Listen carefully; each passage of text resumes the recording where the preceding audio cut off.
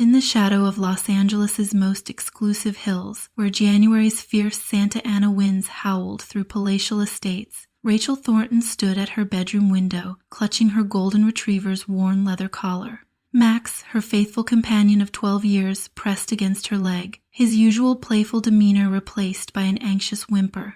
Below, the city was transforming into hell on earth. "It's okay, boy," Rachel whispered, but her trembling hands betrayed her fear. The wildfire that had started as a mere spark hours ago now painted the winter sky in apocalyptic orange. Ash rained down like toxic snow, coating her meticulously maintained 10-acre estate. The irony wasn't lost on her. She'd spent millions fireproofing this mansion, yet nature seemed determined to test every penny of those improvements. The mandatory evacuation order had come through her phone for the 3rd time in an hour. Rachel deleted it with the same determination she'd used to build her real estate empire. At 53, she'd weathered 3 divorces, countless business rivals, and the scathing judgment of LA's elite. This house wasn't just her home, it was her victory monument. "Mrs. Thornton!" Elena, her housekeeper of 15 years, burst into the room. "Por favor, we must go. The fire department says we have less than an hour." The panic in Elena's voice was raw, primal. Rachel turned, her designer silk robe swishing against marble floors that had been imported from quarries in Carrara, Italy. The same quarries Michelangelo had used. "Elena, take the rest of the staff and go. I've already called cars for everyone." She managed a small smile. "Max and I will be fine, but Mrs. Thornton—" "That's all, Elena." Rachel's tone carried the same steel that had made her Los Angeles' most formidable real estate developer. As Elena reluctantly retreated, Rachel caught her reflection in a priceless Venetian mirror. Her carefully maintained blonde hair was perfect, her posture rigid with practiced grace. But her eyes held something she hadn't seen in them since the day her parents died and left her with nothing but debts and broken promises. Fear. The sound of sirens grew closer, their wail mixing with the roar of helicopter blades. Through the floor-to-ceiling windows, Rachel watched as her neighbors fled in luxury vehicles, their headlights cutting through the thickening smoke. Each passing car carried away another piece of the carefully curated world she'd built over 3 decades. In her vast walk-in closet, Rachel's gaze fell on the photographs she kept hidden behind her designer shoes. A shabby house in Reseda with peeling paint and dying grass. Her first home, bought with scraped-together savings and a loan that had nearly broken her. She'd promised herself then that she would never be that vulnerable again. But Max's sudden bark snapped her back to the present. The dog ran to the window, hackles raised. Outside, emergency lights strobed through the smoke as 3 fire engines ground to a halt in her circular driveway. Rachel watched as firefighters poured out, their movements urgent but coordinated. One figure stood out, tall, commanding, moving with purpose toward her front door. The security system chimed. Through the intercom, a voice cut through the chaos, deep, authoritative, and edged with barely contained fury. "Miss Thornton, this is Battalion Chief Jacob Harris. Either you open this door or we break it down. Your choice." Rachel's finger hovered over the intercom button. In the distance, a massive oak tree, one that had stood sentinel over her property for over a century, erupted in flames. The sight sent a shudder through her body, but she steeled herself. Taking a deep breath, she pressed the button. "Chief Harris, I appreciate your concern, but this house is built to withstand, ma'am." He cut her off. "I just watched a $5 million house with the same fireproof rating burn to the ground in less than 10 minutes. Outside temperature is climbing past 150 degrees. This isn't a debate." Something in his voice made Rachel pause. It wasn't just authority. There was pain there, old wounds that seemed to bleed into every word. Before she could respond, Max let out another bark, this one different, worried.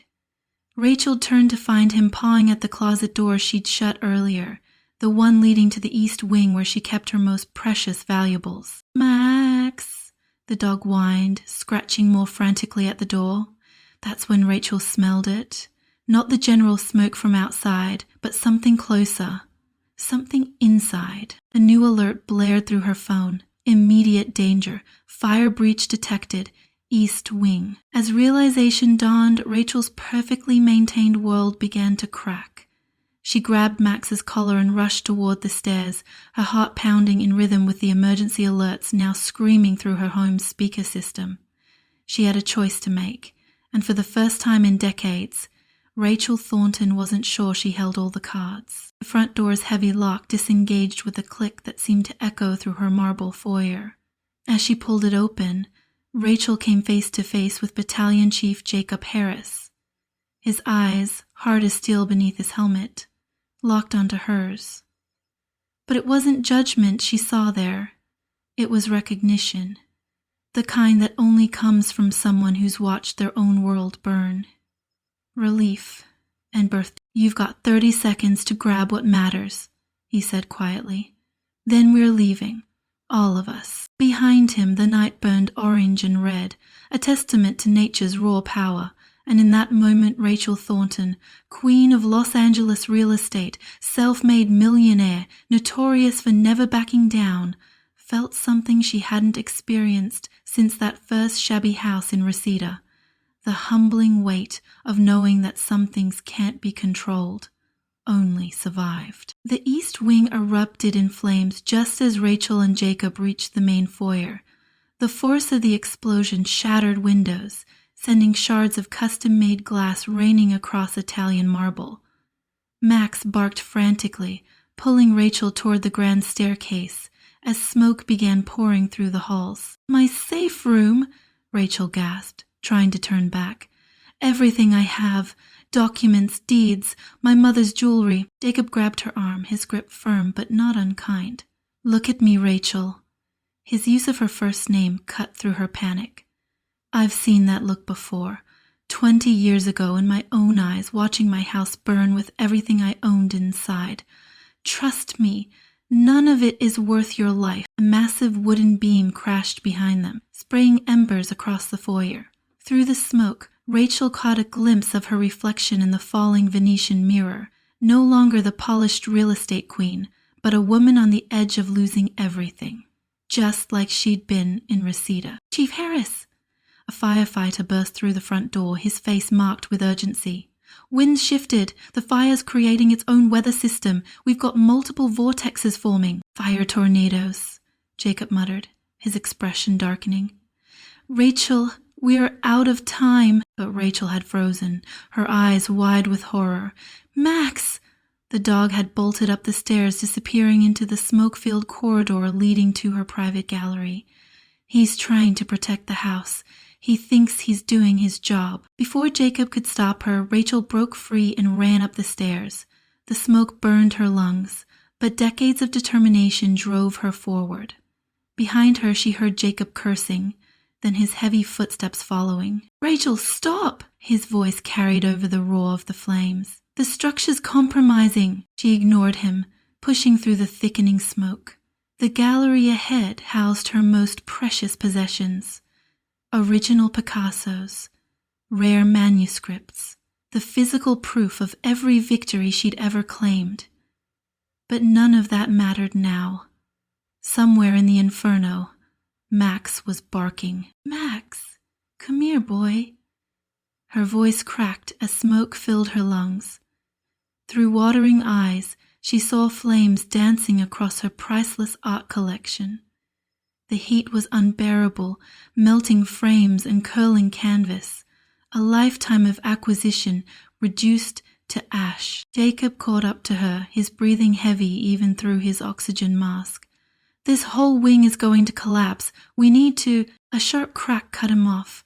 Rachel looked up to see the ornate ceiling buckling above them. In that split second, Jacob moved with the instinct of someone who'd faced death before. He tackled her just as the ceiling gave way, shielding her body with his own as debris rained down around them. They landed hard, Jacob's protective gear taking the brunt of the impact. Through the chaos, Max's barking grew more desperate. It was coming from her private study, the room where she kept the only photo of her parents she had left. "My dog," Rachel coughed, struggling to her feet. "Please, he's all I have left." Something in her voice made Jacob pause. He pulled off his oxygen mask and handed it to her. "Put this on." His eyes, visible now, held a mix of frustration and understanding. "You're not the only one who lost everything to fire." As Rachel breathed in the precious oxygen, Jacob's radio crackled. "Chief, you've got 3 minutes max.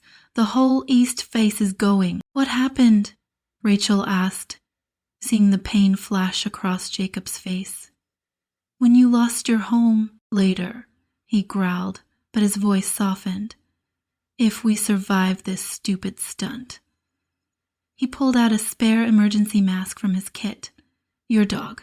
Which room?" "End of the hall, the study," Rachel pointed through the smoke. "There's a hidden door behind the bookcase. It's where I keep my most valuable—" "Save it," Jacob cut her off.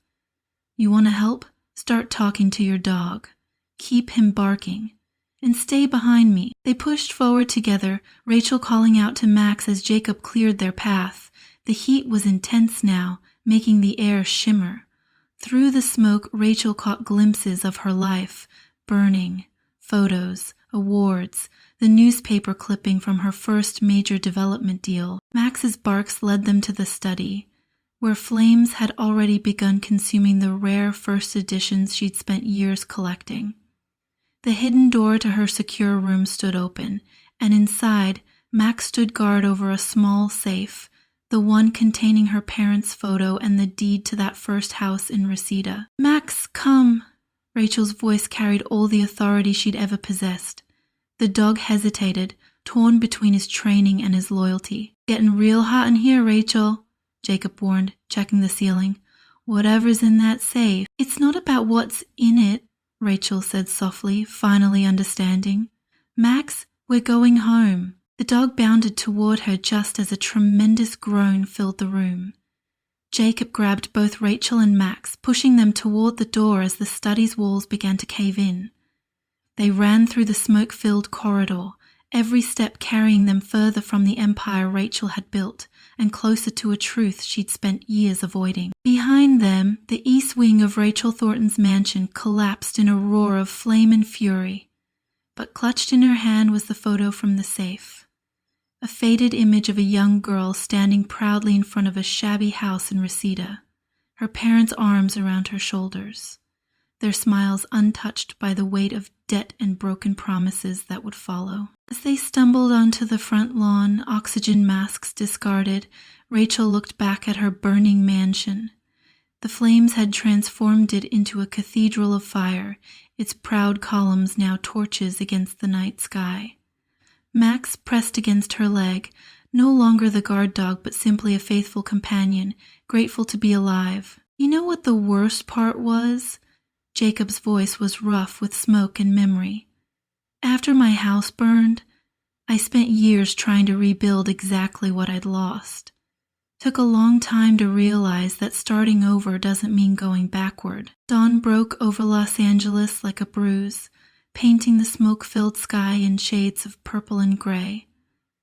Rachel sat on the back of an ambulance, an oxygen mask covering her face, watching as firefighters continued their battle against the inferno that had been her home. Max lay at her feet, his fur matted with soot, refusing to leave her side even when the paramedics tried to check him for injuries. Rachel sat on the back of an ambulance, like a bruise from a fight, watching the 4 paramedics try to check him for injuries. The evacuation center had been set up at the local high school, its gymnasium now filled with her neighbors, the same people she'd barely acknowledged at charity galas and homeowners association meetings. Some wore designer pajamas, others whatever they'd managed to grab in their rush to escape. All of them wore the same shell-shocked expression. "It's here!" Jacob appeared beside her, holding out a paper cup of coffee. He'd stripped off his protective gear, revealing a face weathered by years of fighting nature's fury. A long scar ran down his left forearm, disappearing beneath his sleeve. Another story of fire and survival. It's terrible, but it's hot. Rachel accepted the cup with trembling hands. Why did you come back for us? The question had been burning in her mind, fiercer than the flames that still consumed her home. Protocol probably said to leave us. Protocol did say to leave you. Jacob sat beside her, his own coffee untouched. Remember that house I mentioned, the one I lost? He waited for her nod. It wasn't just the house. My mother was inside. She went back for our family photos. The weight of his words hung between them, heavier than all the smoke in the air. Rachel looked down at the single photograph she'd managed to save. Her parents in front of that humble Reseda house. Did she? No. Jacob's voice was rough. I got her out. But watching someone you love choose things over their own life, it changes you. Makes you see what really matters. He gestured toward the gymnasium. Those people in there, they all chose to live. A commotion near the gym's entrance drew their attention. Alina, Rachel's housekeeper, was arguing with a volunteer. Please, I must find Mrs. Thornton. She needs to know. Rachel stood, wobbling slightly. Jacob steadied her with a hand on her elbow as Elena rushed over, tears streaming down her face. Mrs. Thornton, the Martinez family, they have nowhere to go. The shelter can only keep them 3 days, and with their little girl's medical conditions, the Martinez family. Rachel remembered them, the Gardner's family who lived in the guest house at the edge of her property.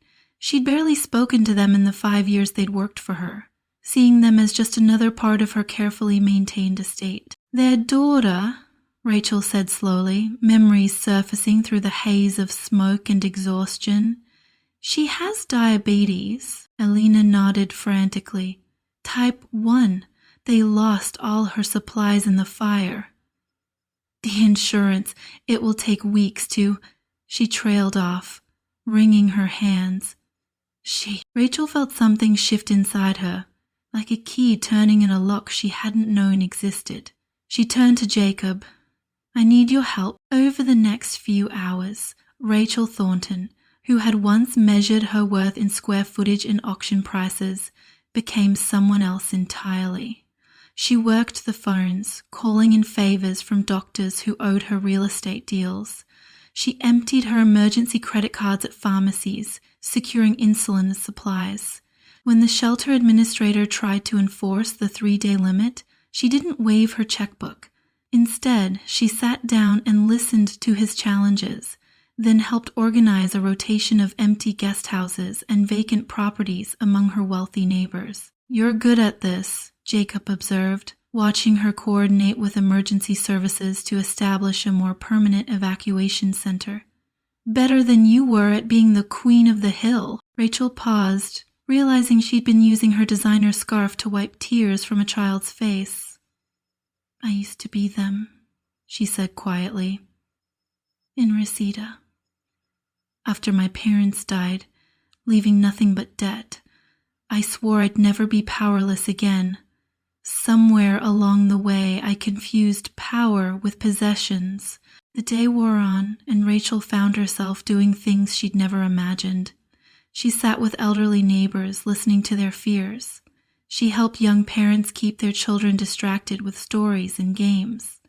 When a local news crew arrived, hoping to interview the famous Rachel Thornton about her lost mansion, she directed them instead to the volunteer coordinators who needed to get their message out. As evening approached, she found herself back outside, watching the sunset paint the smoky sky in impossible colors. Her mansion was still burning, its remains silhouetted against the dying light like the skeleton of her old life. Max dozed nearby, his head resting on the paw of a German shepherd belonging to one of the displaced families. Your insurance company called, Jacob said, appearing beside her. He'd been off shift for hours but hadn't left. They're ready to start the claim process whenever you are. Rachel nodded, but her mind was elsewhere. Did you know the Martinez girl wants to be a firefighter? She told me while I was helping her check her blood sugar. 14 years old, and she's already thinking about how to help others. Funny how losing everything can help you find yourself, Jacob said softly. Rachel turned to look at him, really look at him for the first time. The hardness she'd first seen in his eyes was still there, but now she recognized it for what it was. Not judgment, but the kind of strength that comes from being broken and rebuilding yourself into something stronger. I need to ask you something, she said. That house in Reseda, the one you lost with your mother's photos. What did you do after? A small smile touched Jacob's lips. I became a firefighter. Figured if I couldn't save my own past, I could help others protect their future. He paused, studying her face. Why? Rachel reached into her pocket, touching the edges of her parents' photograph. Because I think I finally understand what they were trying to teach me back then. It was never about the house. 3 months after the fire, Rachel stood at the edge of her property, watching construction crews clear the last of the debris. Spring had arrived early in Los Angeles, and green sheets were already pushing through the scorched earth. Nature's reminder that renewal always follows destruction. The insurance company thinks I'm crazy, she said to Jacob, who stood beside her in civilian clothes, his shift at the station having ended an hour ago. Turning down their offer to rebuild the mansion. Are you? He asked, but the slight smile playing at his lips suggested he already knew her answer. Rachel watched as Max chased butterflies through the new grass, his playful barks mixing with the sound of construction equipment. You know what I realized? Every room in that mansion was designed to keep people out. I had 3 separate security systems, 7 sets of electric gates, and a panic room that could withstand a nuclear blast. She shook her head. I wasn't protecting myself, I was imprisoning myself. The plans spread out on the portable table before them told a different story. Where the mansion had once stood, Rachel had designed a complex of modern, sustainable townhomes. Solar panels, community gardens, and open spaces replaced the ornate fountains and manicured lawns of her former estate. Half of them below market rates, she continued, running her finger along the blueprint. Priority housing for first responders, teachers, and families displaced by the fires. She paused, looking up at Jacob. The Martinez family will have the corner unit, the one with the extra room for Maria's medical supplies and study space for her firefighter training. Jacob nodded approvingly. Your neighbors must love this plan.